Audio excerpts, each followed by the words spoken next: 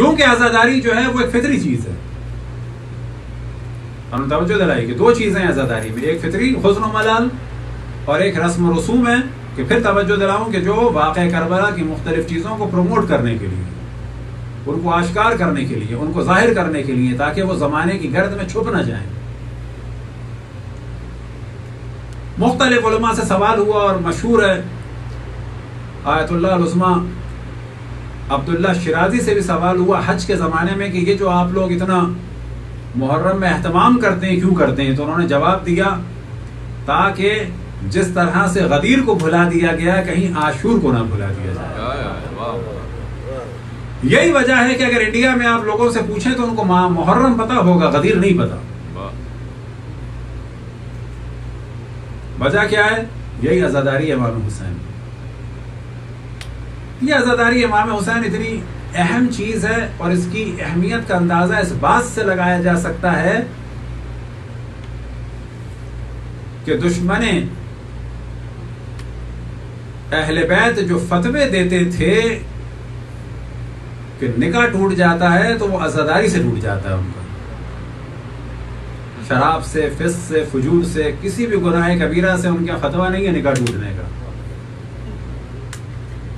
یعنی پوچھا جائے کہ اتنے حرام کام جو ہوتے تھے انڈیا میں، ان میں سے کسی سے نکاح نہیں ٹوٹتا.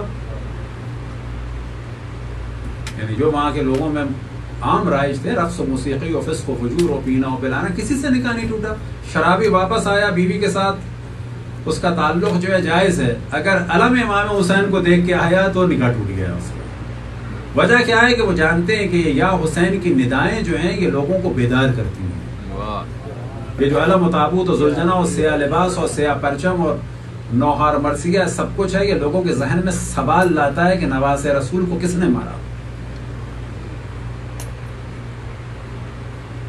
اب اتفاق سے وہ ہمارے یہاں بھی لوگ ماڈرن ہو کے جو ہے اس قسم کے جو ہے کنفیوژن میں مبتلا ہو جاتے ہیں، جبکہ ان چیزوں کو بہترین طریقے سے حل کرنا چاہیے.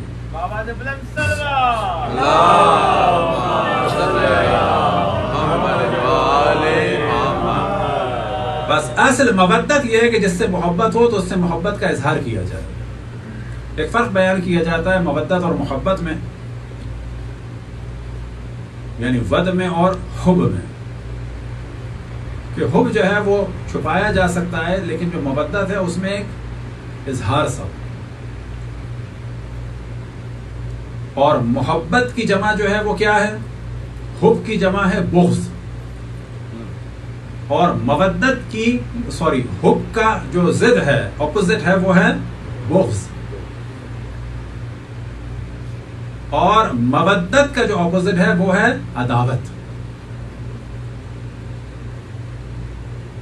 بس حب اور بغض جو ہے وہ دل میں ہو سکتا ہے، لیکن عداوت اور مودت جو ہے وہ ظاہر ہوتی ہے. چاہے وہ عمل سے ظاہر ہو، چاہے وہ حلیے سے ظاہر ہو، چاہے وہ لفظ سے ظاہر ہو، چاہے وہ لہجے سے ظاہر ہو، اور چاہے وہ آنکھوں کے آنسوؤں سے ظاہر ہو، اور چاہے وہ چہرے کے رنگ سے ظاہر ہو. اور یہی اہل بیت کے لیے جو مودت ہے کہ جب ان کا ذکر سنا تو چہرے پر مسکراہٹ آ گئی، اور جب ان کے مصائب سنے تو چہرہ غمگین ہو گیا. یہی مودت ہماری جانب سے رسول اللہ کی رسالت کی اجرت. واہ واہ.